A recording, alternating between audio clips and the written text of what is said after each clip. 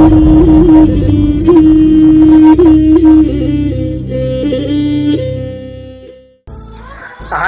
video से जेंगब viewers James ने पुम खमचाना इकाई खमनब उचरी जाम तेब वीडियो मचा पुदना लाचरे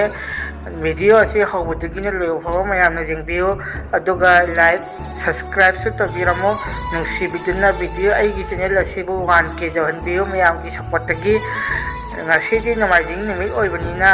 यानी जामना मुतुम मतम लेनफम लेतबीको अइने सुम अखोई कंपनी की वीडियो मचा मखा अइने सुम समझबनेबको अखोई कंपनी से कई कंपनी नो हारबदा अखोई एलोप्लेन साबदा चंग अखोई पार्ट मचा मचा दुकुंबा साबगी कंपनी नेबको सुम मयामदा अइने शेयर तौजनिंगबदगी वीडियो मते अमुक समझबनी मयामना हौबदगिने लोफावसो